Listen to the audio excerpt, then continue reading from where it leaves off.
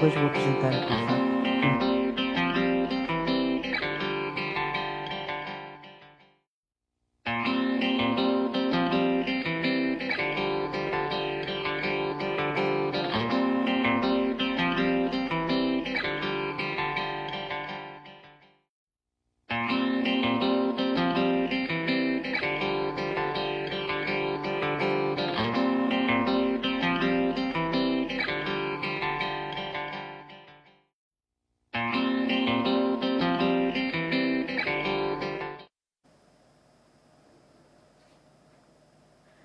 Boa noite, sou Maria Luísa Pinto e a minha ligação à educação é já de há muito tempo.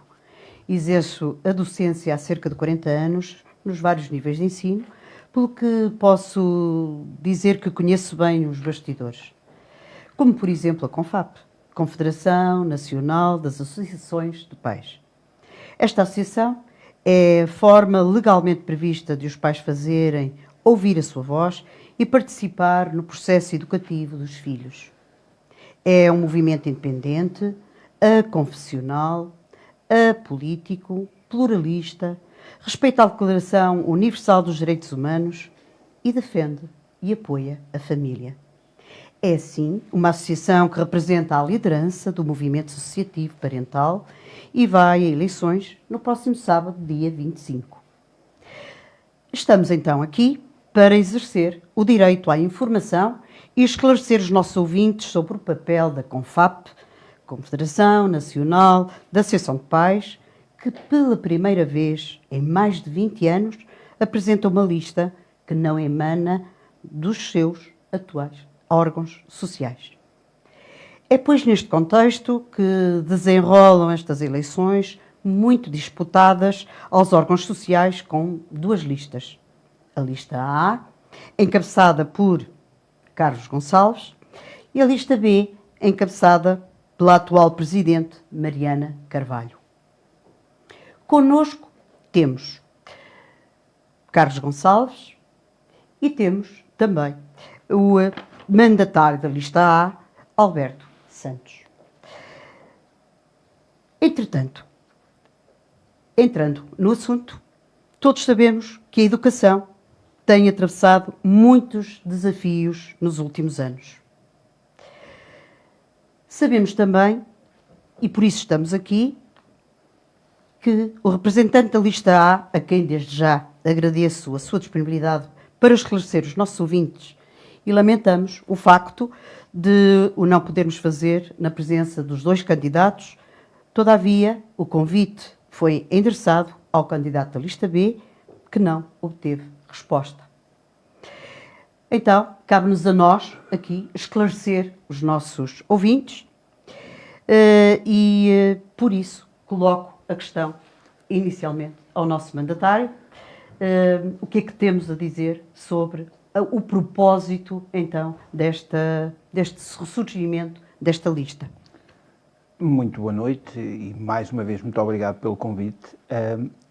É um facto que nós que estamos no movimento associativo Pais há uns anos, ao vermos o decréscimo daquilo que tem sido a proximidade da Confederação Nacional para com as suas associadas, e a preocupação que no próprio terreno se tem vindo a demonstrar dessa ausência, levou a que em setembro do ano passado, a partir de um webinar que se realizou com as Associações Pais do Algarve, em que o mote foi a descentralização de competências e a importância das federações, das Associações Pais nesse processo, que começássemos todos a refletir da necessidade de fazer algo de novo, da necessidade de trazer algo de novo à CONFAP e ao movimento que efetivamente tinha entrado em algum adiamento, num silêncio que ninguém percebia e que efetivamente era preciso mudar. As conversas evoluíram, como se costuma dizer, quando pessoas de boa vontade se juntam, naturalmente que as ideias vão crescendo, o projeto vai se consolidando e chegamos aqui com um projeto perfeitamente consolidado para ser apresentado a sufrágio no próximo sábado. É curioso porque, sendo a CONFAP dirigida e tendo como primazia os pais, a educação, as crianças, todos sabemos que, na verdade, deviam estar todos unidos, uma vez que temos um único objetivo, que deveria ser em prol das nossas crianças, dos nossos jovens.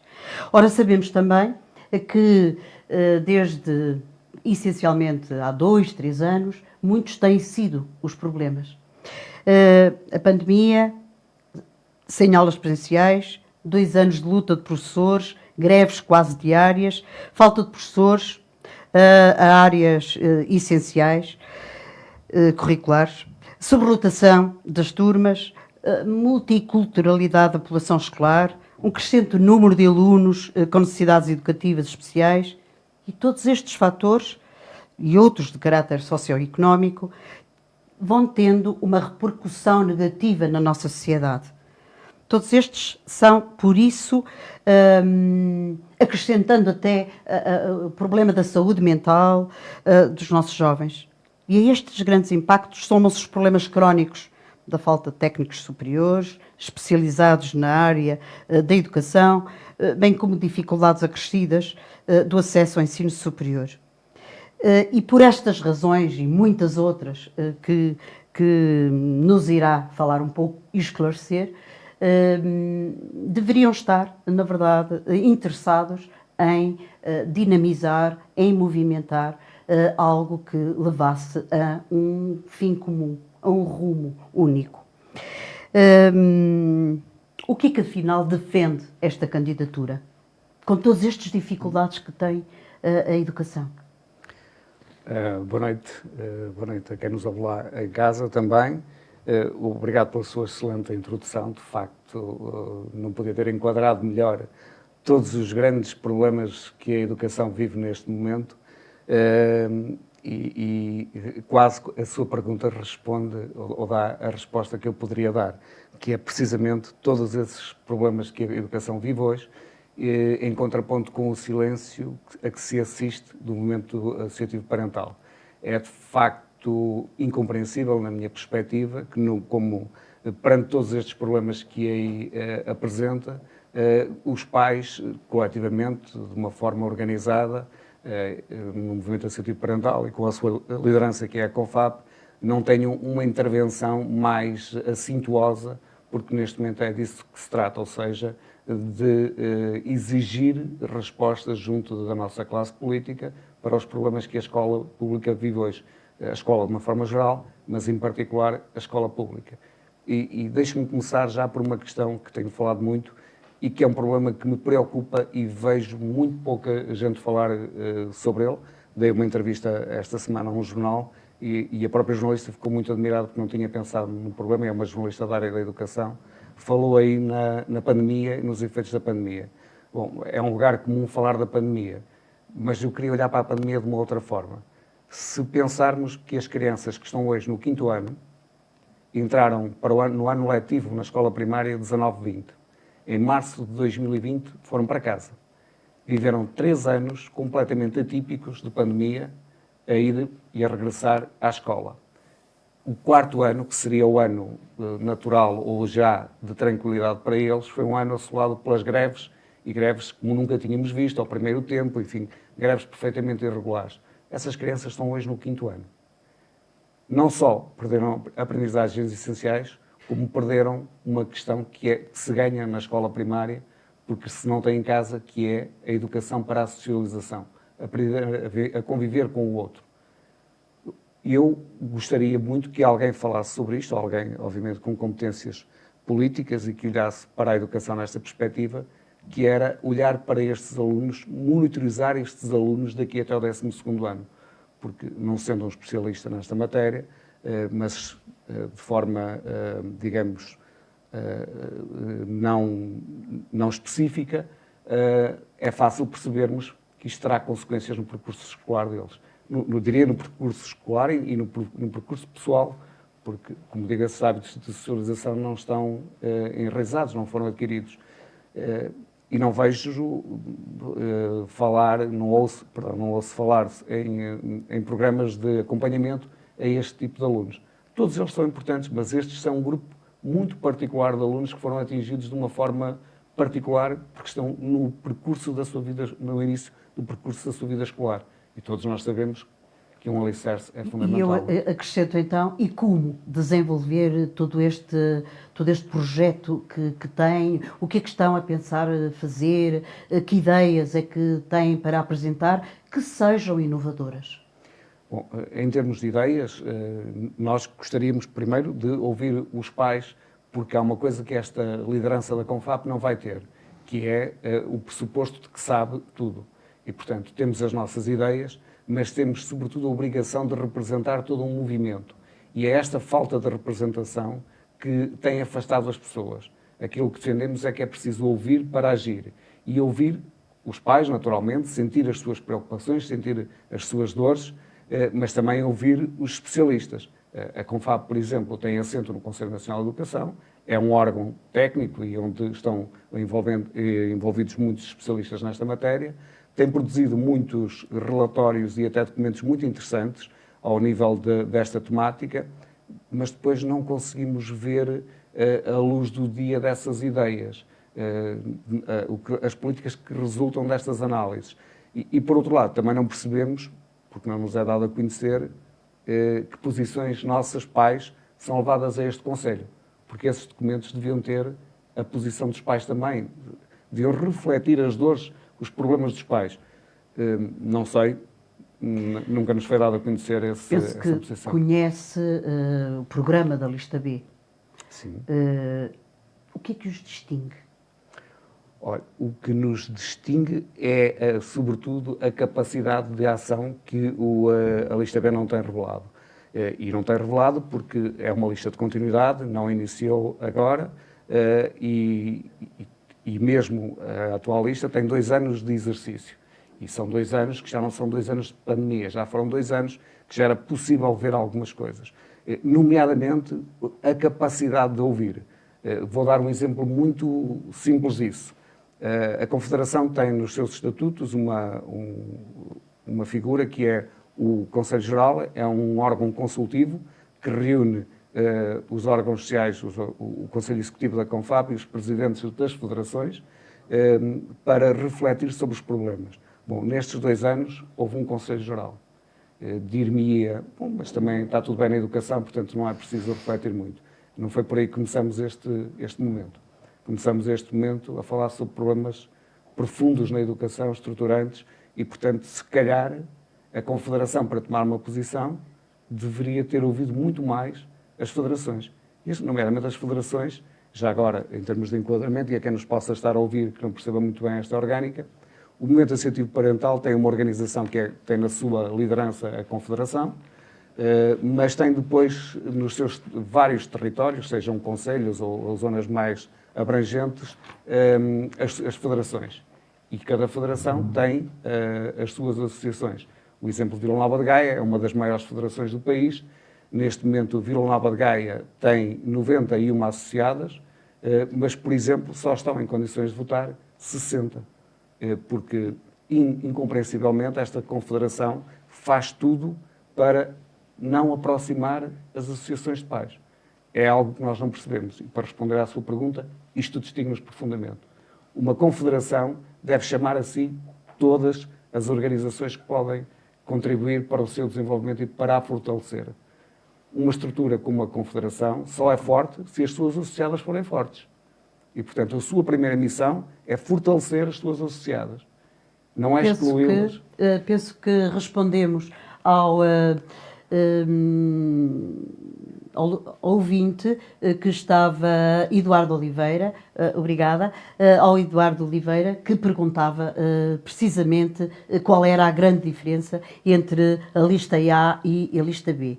E já agora, então, apelo a que coloquem outras perguntas que estão aqui os principais interessados em esclarecer todo este projeto e a lista que será esclarecida no momento próprio. Então, continuando, falávamos em vários desafios, inclusivamente como determinante o movimento associativo mobilizado, que será determinante na superação dos desafios que a educação enfrenta. E que desafios, afinal, são estes? São muitos e vastos e enumerou já alguns, mas, digamos, de uma forma, tentando agrupar e focando naqueles que consideramos ser os principais desafios, porque, obviamente, uma estrutura voluntária como é a Confap, convém dizer, ninguém na Confap é profissional, todos nós temos as nossas profissões, as nossas vidas familiares. Daí lhes chamarmos movimento associativo. Exatamente, não é? Portanto, abdicamos... Sem fins lucrativos. Sem fins lucrativos, abdicamos, digamos, do nosso tempo em prol de uma causa que, obviamente, sabemos que beneficiará todos e, portanto, ao beneficiar todos, também beneficia os nossos, e é por isso que o movimento associativo parental existe. Aliás, deixem-me brincar antes de responder à sua questão, é o único movimento associativo a prazo, porque em qualquer outro movimento pode permanecer sócio associado a vida inteira. Os pais estão no movimento enquanto os filhos estão na escola no ensino obrigatório. E, portanto, é um movimento a prazo, ou seja, quando os nossos filhos deixam o 12º ano, os pais deixam de ter condições para estar no movimento em condições normais. Respondendo à sua questão sobre os principais desafios, olha, desde logo, começando por a qual somos particularmente sensíveis, que é a inclusão e a equidade. É fundamental, nenhum ecossistema estará bem se uma parte do ecossistema estiver mal, porque acabará por perturbar o resto do Venho ao ecossistema. encontro aqui do Esteves, do senhor, do ouvinte, que pergunta qual a abrangência territorial desta candidatura. É uma pergunta pertinente, sendo que eu não tinha terminado de responder à anterior, mas voltarei lá. A questão da abrangência, esta lista, sendo obviamente a Confap uma organização nacional, teria de ter essa preocupação. E, portanto, nós temos nos nossos órgãos, nos candidatos aos órgãos sociais, pessoas ou associações de Vila Real ou Algarve. Temos, de facto, uma dispersão geográfica em todo o território e esse era um pressuposto inicial da lista, de qual não abdiquei logo no início, tal como outro tipo de dispersão, que é a dispersão nos ciclos de ensino. Temos representantes do pré-escolar até ao ensino secundário, porque são tudo realidades diferentes. E, portanto, a Confederação tem que ter dentro de si estas sensibilidades várias. O território é muito heterogéneo. Eu costumo dizer a brincar, mas muito a sério, que a Confap, o país é pequeno, Portugal de facto é um país dito pequeno, mas para uma estrutura voluntária como a Confap é demasiado grande e muito heterogéneo. E aí remete-me já, falei na inclusão e na equidade, poderemos voltar depois a este tema para explicar o que é um destes, mas ao falar no território tenho que falar já aqui numa coisa que é a descentralização de competências.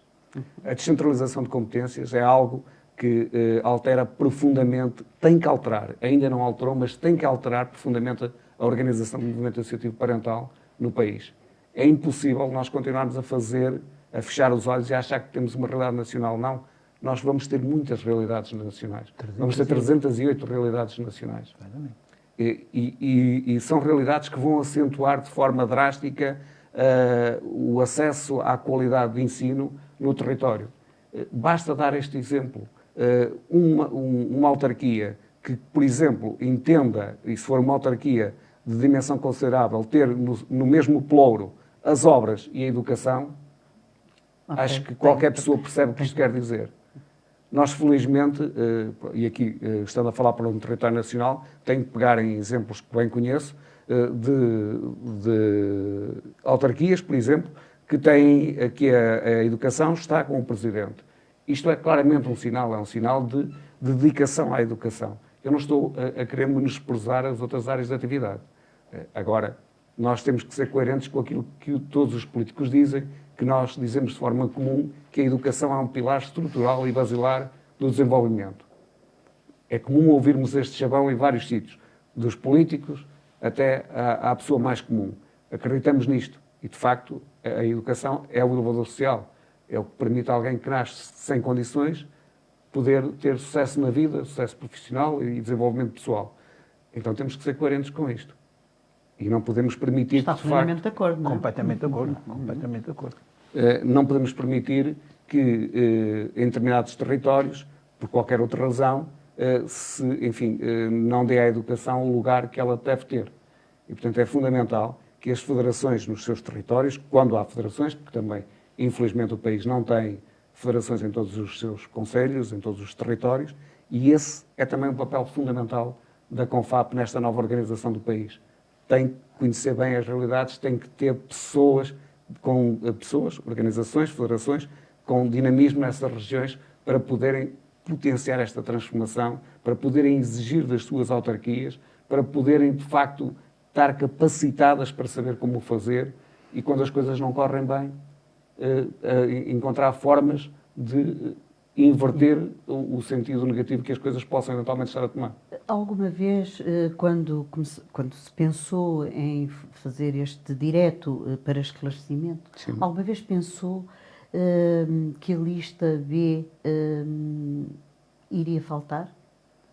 Não, eu sou um otimista por natureza e, portanto, não gosto de contar com o pior.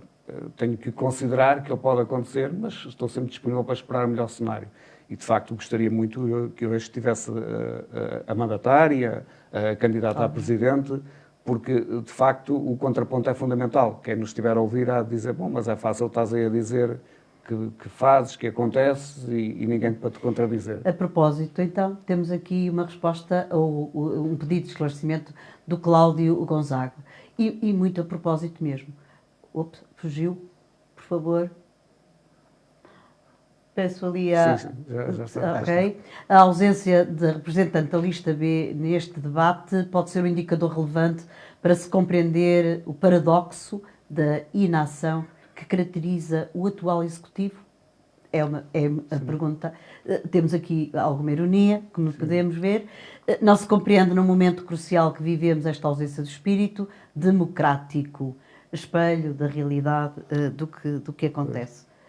E está tudo dito. Portanto, penso que já se respondeu. Eu não iria por aí. O indicador, de facto, não é a não presença aqui, o indicador será, de facto, a falta de interação com as federações e com as associações. Falta de interação não é visitar, não é participar em eventos recreativos que têm a sua importância. Não, são os fóruns próprios para se discutirem estas ideias. E isso foi, de facto, o que faltou nestes 2 anos. Temos aqui outra, do Joaquim da Silva. Afinal, como se fortalece os associados? Sim, é uma excelente pergunta. Pergunta. Da mesma forma que aconteceu em 2014. E eu tenho que, obviamente, pegar na realidade que conheço. Pronto, e não posso deixar de fazer aqui o enquadramento. Eu tenho 16 anos de associativismo parental.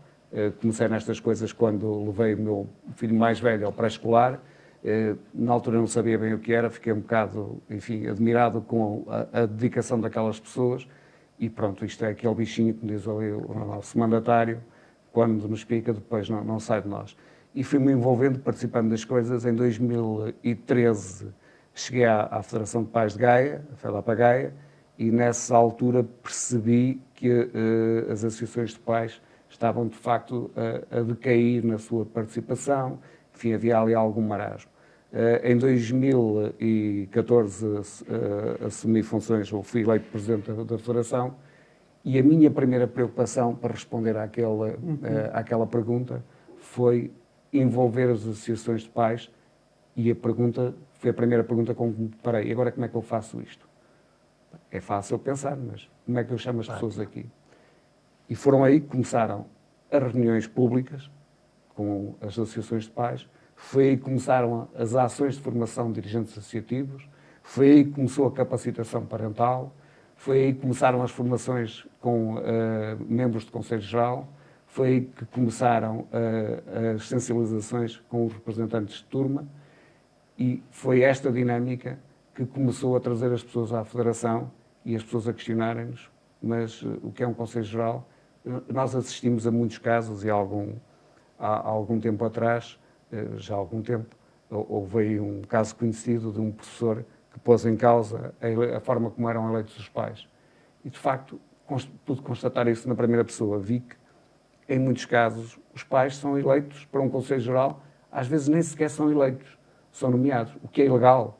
E, portanto, toda esta, digamos, capacitação das estruturas locais, das associações de pais, o pegarem no telefone, ligar para o Carlos Gonçalves na altura, como hoje ligam para o António Pereira, que é o Presidente da Feira da Pagaia, o atual, como na Maia ligarão para o Presidente da Federação da Maia, como em Cascais, como, enfim, nas federações que de facto têm um papel. A pedir esclarecimentos... A pedir apoio, a sentirem necessidade que para desempenhar as funções que são importantes, têm que estar mais capacitados, têm que estar mais conhecedores. E sem dúvida nenhuma... isso é o que os fortalece. Isso é o que os fortalece, sem dúvida nenhuma. E diria eu, também é o que os afasta. Quando se envia um e-mail para uma estrutura que se não tem resposta, a resposta não quer dizer que se tenha solução, porque às vezes sabemos que não é possível encontrar soluções para tudo, mas tem que haver resposta, pelo menos. Tem que se dar orientação às pessoas e dizer é por aqui o caminho, é pela esquerda, é pela direita, é em frente.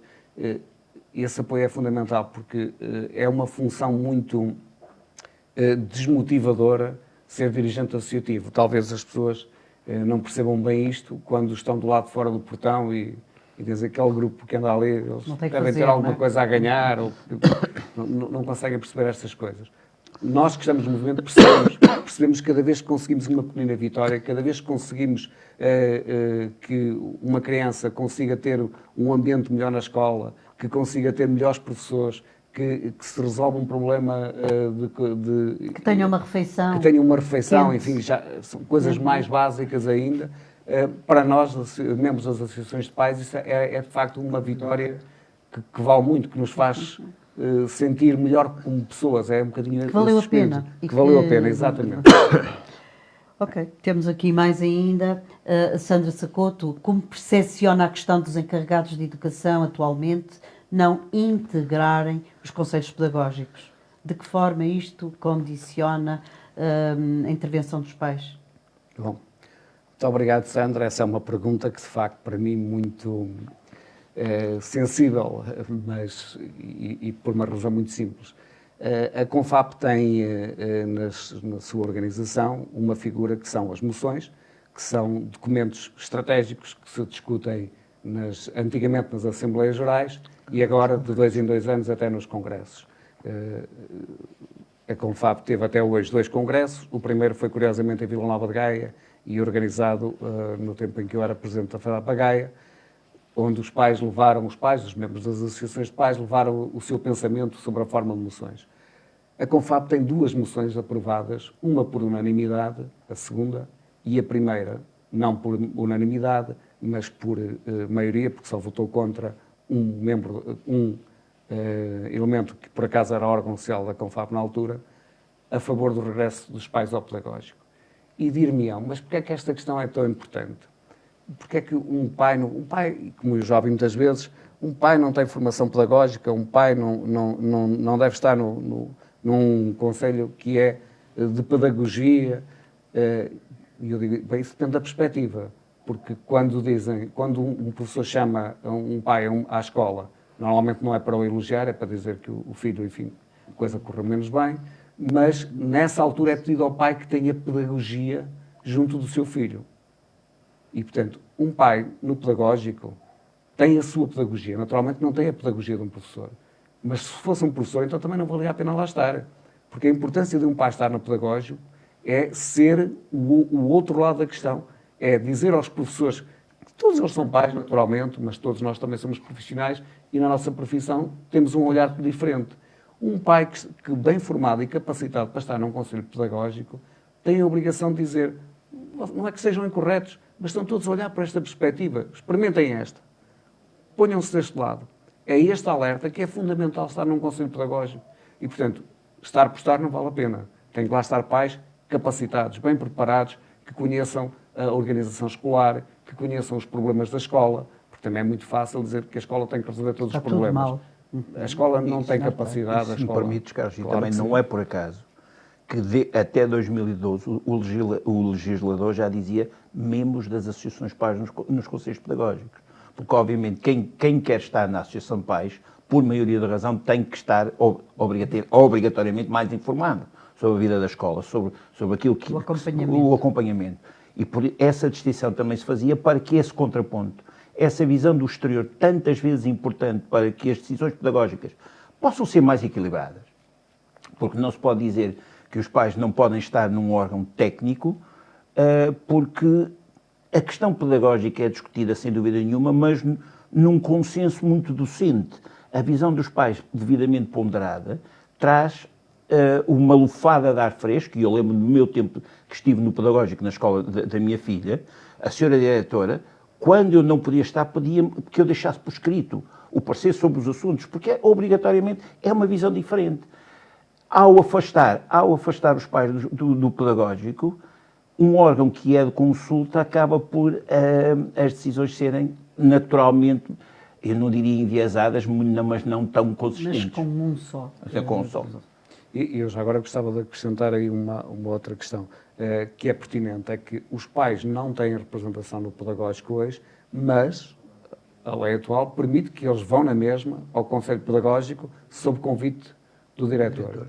E poderão-me dizer, mas os pais estão no Conselho Geral e as coisas que saem do Conselho Pedagógico são normalmente aprovadas no Conselho Geral. É verdade, mas quando chegam ao Conselho Geral já chegam muitas vezes enviesadas e com uma direção que podia às vezes trazer outros lados da questão e não traz. Portanto, a perspectiva dos pais é que de facto haja aqui um trabalho de continuidade e de colaboração, porque depois há outros pais no Conselho Geral. E no Conselho Geral nós sabemos que muitas vezes que a maior parte dos professores não tem uma intervenção muito diferenciada. A linha condutora, pelo menos, e participo em Conselhos Gerais quase desde o início da minha atividade como dirigente associativo, é muito alinhada, salvo, digamos, honrosas exceções, tem uma certa tendência. E, portanto, os pais são muitas vezes a tal pedrada no charco, olhem para isto de outra forma. A escola existe porque existem alunos. Eu penso que não podemos, na verdade, de um lado estar um, do outro lado estar o outro. Mas não é assim a propósito. O importante era o abraço. Ou seja, essa ponte, as perspectivas diferentes. E isso será fundamental hoje e amanhã e sempre. E o mais premiado de tudo isto será realmente as nossas crianças. Sim. Serão as nossas crianças. Serão esses que lucram com a situação, claro, e que poderão ver perspectivas diferentes do futuro. Não é? Correndo o risco de querer alargar um bocadinho esta questão, porque já perceberam que é muito sensível, só acrescentar uma outra coisa. O pedagógico é o momento mais rico numa escola, sobretudo numa escola pública. Sim. Porquê?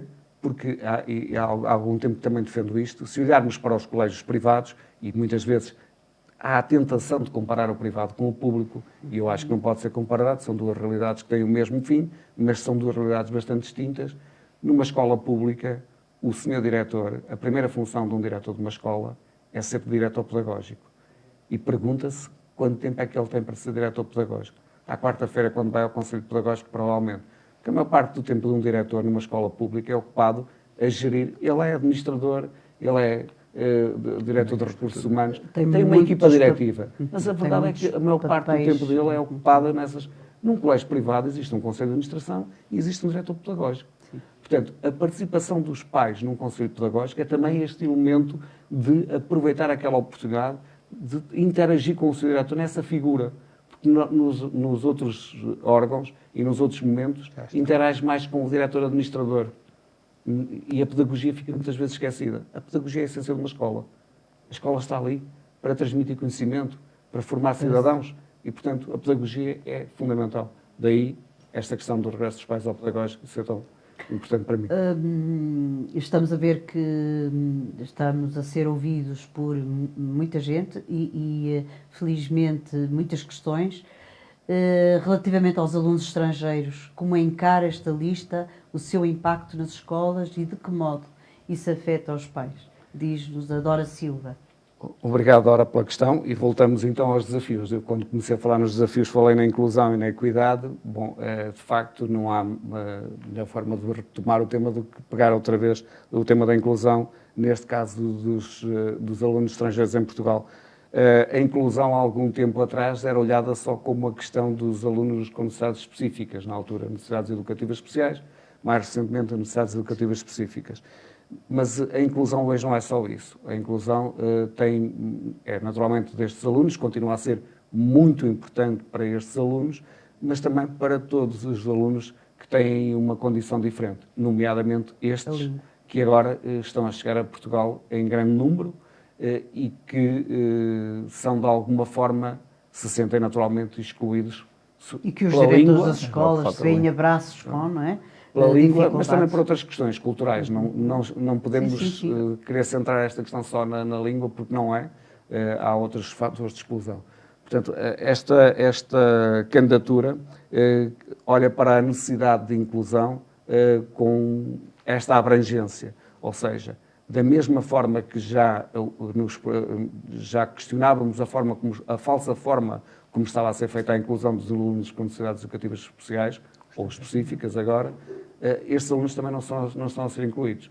Porque não é por nós pormos uma criança numa sala com necessidades educativas específicas e por estar em contacto com todos que ela fica incluída. Na maior parte das vezes fica mais excluída. É aquilo que percebemos na escola. E, portanto, isto é uma falsa inclusão. Se quisermos, enfim, usar uma... Velamos. Exatamente. Pôr uma moldura bonita e dizer estamos a incluir, não, na verdade, para fora pode estar a incluir qualquer professor, qualquer diretor, qualquer assistente operacional, pais que tenham alunos na turma dos seus filhos nestas características, sejam os estrangeiros, sejam este tipo de crianças, sabe que muitas vezes estas pessoas são mais excluídas do que se não estivessem na sala. E, portanto, temos que lutar por uma verdadeira inclusão, ou seja, defendemos de facto a presença na sala sempre que é possível, das crianças com necessidades educativas específicas, dos estrangeiros, mas se calhar aqui temos que ter equipas multidisciplinares nas salas, os professores têm que ter outro tipo de apoio, porque é impossível ter uma turma com 30 alunos e ainda, claro, quando são estes casos, as turmas são reduzidas, dir-me-ão. É verdade, nem que fossem 15.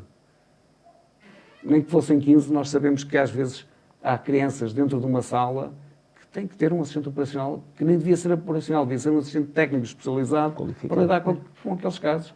Casos graves de doenças, enfim, do foro mais... E que muitas vezes é a própria aula que se vai diagnosticando. Muitas vezes chegam à sala de aula, nem se percebe disso, não é? Portanto, vai sendo só para sintetizar, porque esta questão é uma questão sensível, nós não defendemos retirar estes alunos da sala de forma nenhuma. O que defendemos é haver condições para eles estarem na sala. Portanto, a inclusão não pode ser excluí-los mais ainda, pô-los num canto ou de alguma forma, para conseguir depois incluir aqueles, o professor excluir os outros. Portanto, isto também não é inclusão, porque se passamos a incluir um grupo, mas excluímos o outro grupo que anteriormente estava incluído, aqui é fundamental que o Ministério, enfim, o Governo, olhe para isto e consiga dotar a escola de meios. Nós somos, de facto, um país com recursos limitados, mas tem que haver prioridades. E a educação, de facto, neste momento, precisa de um plano forte, dinâmico e, sobretudo, de terreno. Não pode ser um plano de gabinete. E acredita que é nesta lista que... Eu não acredito. Eu acredito que nós estaremos ao lado dos senhores diretores e dos senhores professores na defesa deste plano.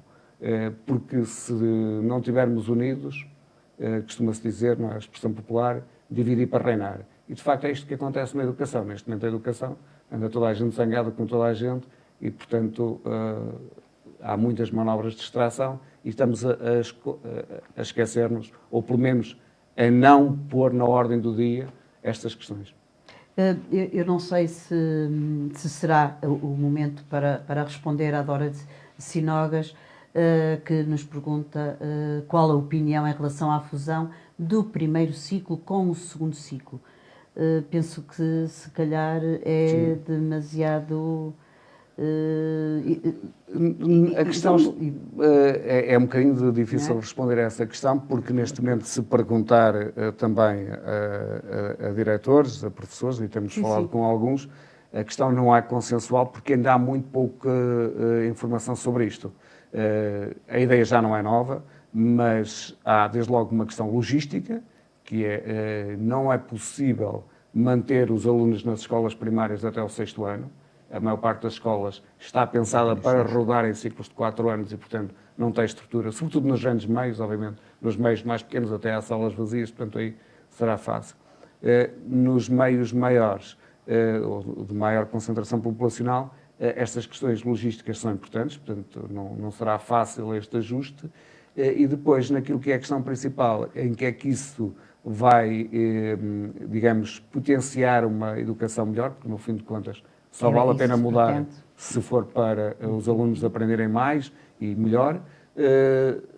Não está ainda muito claro, porque a própria organização dos professores não vai ser muito fácil. Há aqui uma vantagem que claramente reconhecemos, é que há ali um corte muito radical no 4º ano. Hoje já não é tão radical, porque os alunos já não é verdadeiramente monodocência. Há uns anos era pior, porque tinham só menos uma professora, agora já tem o inglês, já tem, enfim, outras atividades, portanto, mas vão daquele ambiente muito protegido até ao 4º ano, e quando chegam ao 5º ano, de repente são largados e parece que já são autónomos. Perdão. E não são. Eu assisti a isto, presidi uma associação de pais do 1º ciclo, mas quando passei para o 2º ciclo, fui também o presidente e assisti a isto todos os anos. Era uma ansiedade os pais largarem os miúdos no portão da escola grande. Há uma coisa que percepcionei ao longo dos anos, é que, de facto, os pais sentem muito mais esta dor que as crianças. Claro. Dizia sempre aos pais, isto daqui a 2 semanas, parece que andam aqui a vida inteira. Portanto, eles ganham essa confiança. Mas, do ponto de vista da aprendizagem, isso reflete-se, porque as mudanças são drásticas, não só a monodocência, como o horário, a multidisciplinaridade, as salas, enfim, um conjunto de coisas que a cabeça deles ali, aquele primeiro período, anda ali um bocadinho no ar e perdido. Portanto, em termos, esse é um dos temas que, obviamente, estaremos atentos, queremos ouvir os prós e os contras disto. Mas que não tem uma resposta. Não. Até porque os dados ainda são muito poucos. Não temos. Os dados ainda são muito poucos. Sim. Ainda não há ideias concretas contra isto, portanto, neste como noutros temas, o que nós fazemos é promover reflexões e convidar especialistas para ouvir um ângulo, o outro ângulo, e então, quando temos a informação, avançarmos. Pede-nos também o Nuno Correia para sintetizar em 3 ou 4 pontos o que propõe de diferente esta lista. Já há pouco abrimos um pouquinho o véu. Sim. 3 ou 4 pontos. 3 ou 4 pontos e de forma muito sucinta, porque estou a sentir que me estou a alargar. Eu tenho um problema que é, vivo isto intensamente e depois deixo-me levar pelas coisas. E, portanto, a primeira coisa que nos distingue, ou tentando sintetizar isto nos 4 pontos, a formação de dirigentes associativos. E esta é fundamental por todas as razões que eu já disse. As pessoas têm que se sentir confiantes, têm que dominar os assuntos, não podem ter uma postura na escola, que muitas vezes acontece nas associações de pais, às vezes que podem... A associação de pais não é dona da escola, mas os diretores também não são, os professores também não são. É um ecossistema que, obviamente, todos têm um propósito.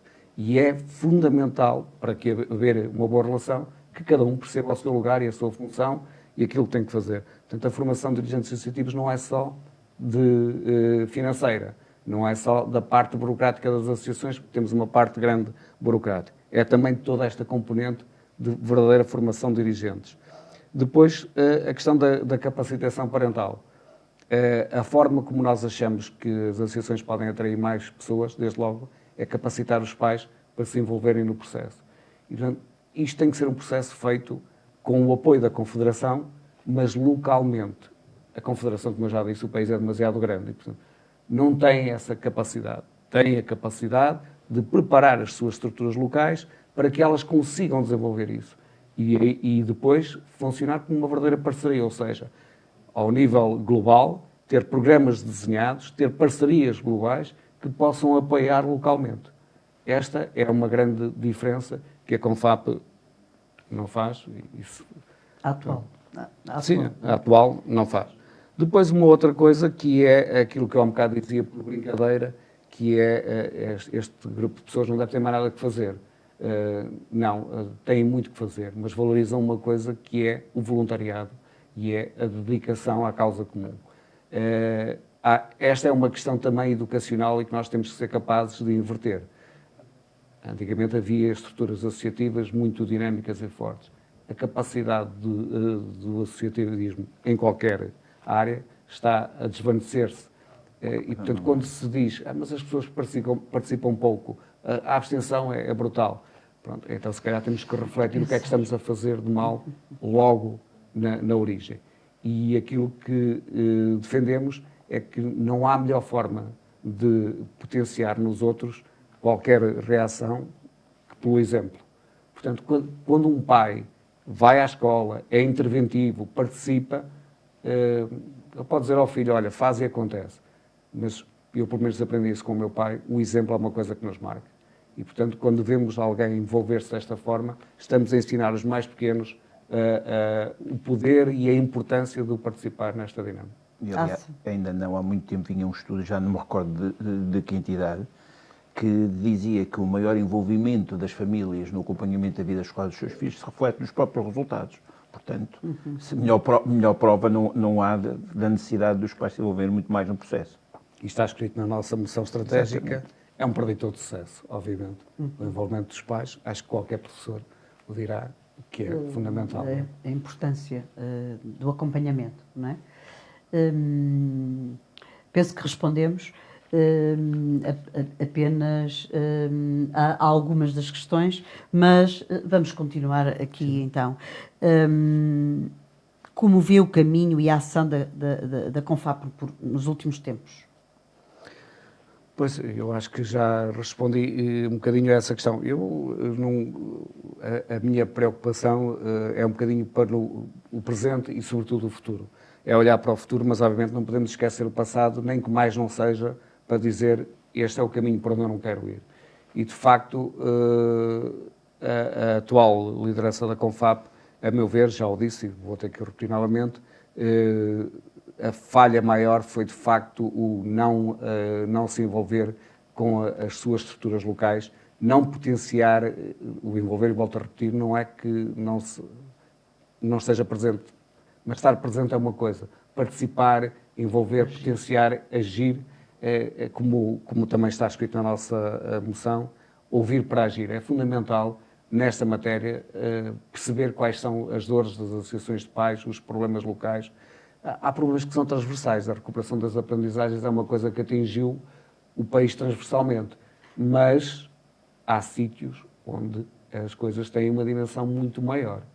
E, portanto, obviamente, temos que olhar com esta perspectiva de conhecer o problema local. Sem medo, ouvir, expor, defender, argumentar. A prova disso é que estão aqui, não é? A prova disso é isso. O Ministério, a Confap, obviamente, tem um trabalho de interação com o Ministério da Educação. Como já disse, é um parceiro social na educação, tem assento no Conselho Nacional de Educação e, portanto, tem que levar estes problemas de viva voz. E, obviamente, não temos a expectativa que tenhamos respostas a todas as questões que a Confap leva, mas se não tiver resposta, aí a força do movimento é fundamental para conseguir essas respostas. Estava a ouvi-lo e a ler aqui a pergunta, o lamento do António Cunha Pereira, que, antes de mais, lamenta o facto de não estarem aqui os dois em confronto para poderem, na verdade, esclarecer melhor ainda, e ele acrescenta que gostaria de saber quais são os planos de atividade dos dois grupos, sendo o projeto da Escola Amiga da Criança muito relevante por mostrar o que de bom é feito nas escolas por todo o país. De que forma pensam dar continuidade e potenciar esta iniciativa? Obrigada, António. Obrigado por essa questão. É uma questão muito sensível, é talvez o melhor exemplo de dinamismo da liderança da Confap nos últimos anos.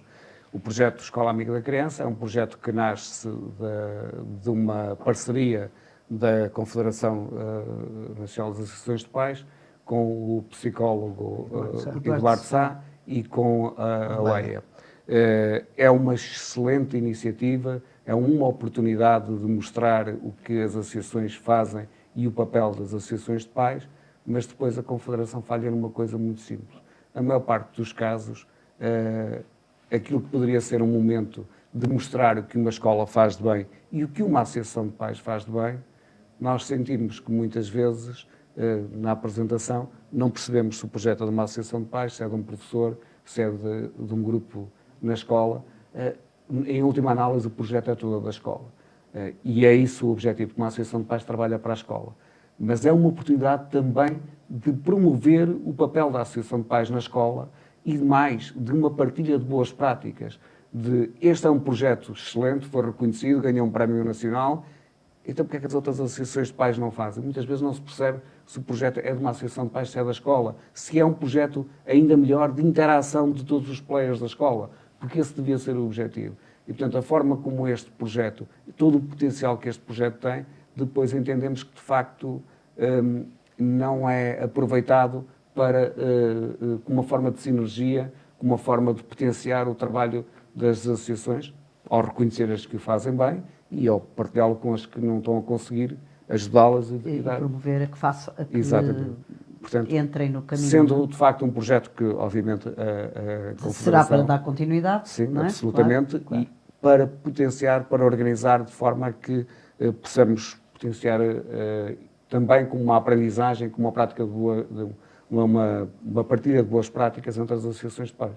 Ok, portanto os pais podem estar e o nosso António Cunha, o autor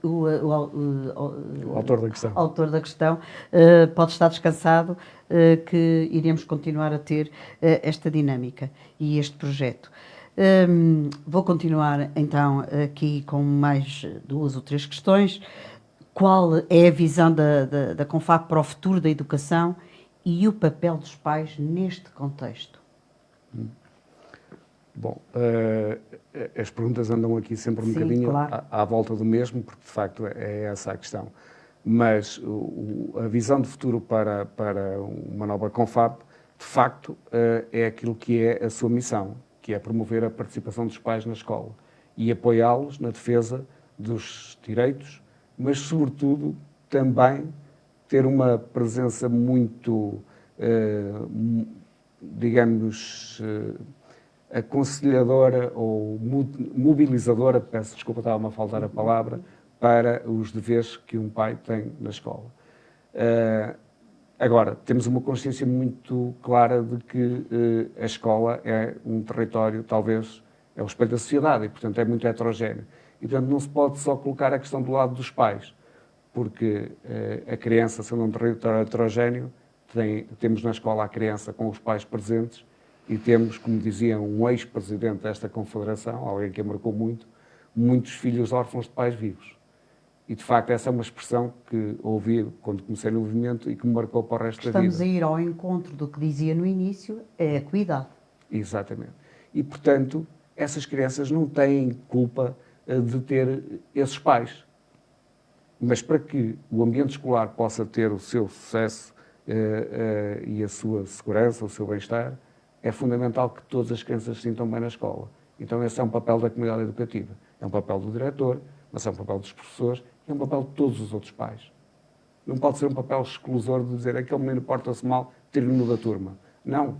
Temos que, enquanto associações de pais, e muitas associações de pais fazem-no maravilhosamente bem neste país, de angariar fundos para conseguir um professor de uma atividade qualquer que vai lá, que faz uma dinâmica com aquele grupo de alunos, que promove uma atividade desportiva, uma formação qualquer. E hoje, quando olhamos para a escola, não é exatamente esta a escola que vê? É a escola que vejo em alguns lados, mas não é a realidade. Continuam a ser os casos pontuais. E aí, mais uma vez, essa é uma missão da Confab. Se consegue fazer num determinado sítio, obviamente os territórios também são heterogéneos, há várias questões que não é tão linear assim, mas há experiências que se podem replicar. E há territórios muito conflituosos neste país, onde há projetos, de facto, fantásticos. Então, uma Confab tem que fazer isso. Tem que, através das associações de pais, promover essa partilha de boas práticas, dar exemplos desses projetos, convidar as pessoas, tragam-nos aqui, vamos ver este projeto. Epá, mas porquê é que eu não me lembrei disto? É natural, nem todos nos lembramos. E, portanto, ao ver estas coisas, mas como é que vocês fizeram? Às vezes não é só ver, porque só ver não quer dizer que conseguimos replicar. É promover esta troca de sinergias, de perceber como é que os outros conseguiram, quem é que os ajudou, que entidades se envolveram. E, obviamente, os projetos podem-se tentar replicar, mas não são todos iguais. o território é diferente, e, portanto, temos que ter a capacidade de os adaptar, de os desenvolver localmente para as pessoas locais. O final da pergunta aqui do Ricardo Rodrigues, esta lista tem uma envolvência verdadeiramente nacional? Sim, já falámos sobre isso. Eu acho que, obviamente, gostaríamos de estar, de facto, em todos os concelhos, mas para estarmos em todos os concelhos teríamos de ter 308 elementos na Confederação, o que era ingerível, mas olhando para as regiões, sim, e claramente há zonas do país onde nós nos sentimos, enfim, menos representados, ou não tem mesmo representação. Mas não temos porque são regiões ainda com uma dinâmica muito pobre no movimento associativo parental. Talvez porque estes anos se sentiram desapoiados e as coisas foram morrendo. Os projetos precisam de ser alimentados. E, portanto, há obviamente zonas do país onde nós temos consciência, não temos membros nos órgãos sociais, porque para ser membro dos órgãos sociais da Confap é preciso ter, de facto, uma estrutura que esteja no pleno gozo dos seus direitos. E, portanto, aí sabemos que as zonas estão identificadas, são zonas onde nós vamos potenciar a nossa ação e onde vamos conseguir criar também estruturas locais para trazer numa próxima eleição e num próximo mandato para dentro da Confederação. Eu penso que estamos a esclarecer, a tirar algumas dúvidas.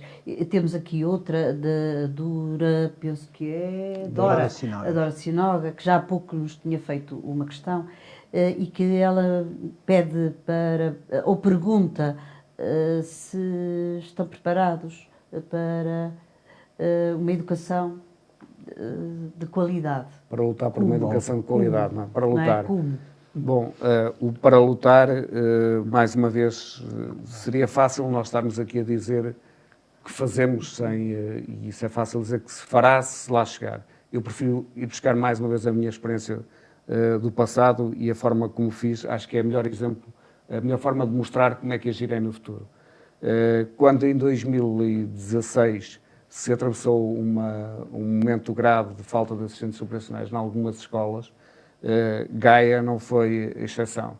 Na altura era presidente da FEDAP Gaia, como já disse, e tenho sempre que ir buscar o meu exemplo, e lutamos muito por isso até ao momento em que decidimos levar uma petição à Assembleia da República. Muita gente nos dissuadiu, as petições que havia online de facto não reuniam muitas assinaturas e, portanto, íamos ser mais uns. E decidimos ir para o terreno. E, de facto, andamos à porta das escolas a angariar assinaturas. A pedir às pessoas a explicar o que nos mobilizava, a dar a ler a petição e as pessoas a assinar. Também nessa altura, infelizmente, não tivemos o apoio da Confap para isso, nem sequer na divulgação, apesar de termos recebido muitos pedidos do país para poder assinar isso. E o que é facto é que levamos 14 mil assinaturas à Assembleia da República. A petição foi discutida na Assembleia da República, foi discutida na Comissão de Educação, mas não foi suficiente. Foi preciso a contestação continuar e fazermos uma concentração à porta da DGEST e continuarmos a demonstrar que, apesar de, por exemplo, na Comissão de Educação nos terem dito uma coisa fantástica, que é tudo isso que vocês têm na petição e ainda é mais. Bom, é de facto uma pergunta, uma observação curiosa ouvir isto da voz dos deputados. O que é facto é, e não vou obviamente ter a validade de dizer que a lei mudou porque fizemos isto, não porque houve muitas ações de sensibilização nossas e de outros, mas o nosso principal argumento era, por exemplo, a questão da substituição dos assistentes operacionais.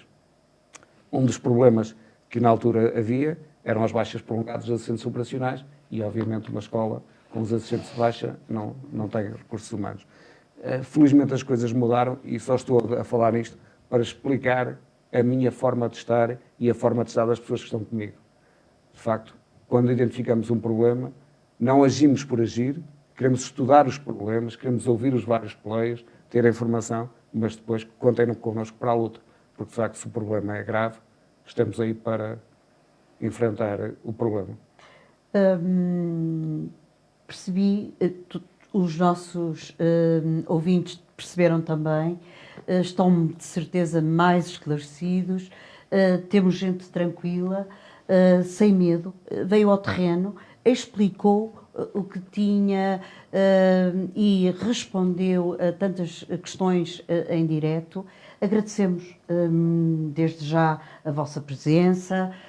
Esperamos que sejam bem-sucedidos pelo bem da educação, pelo bem das nossas crianças, sem medo de ir para o terreno.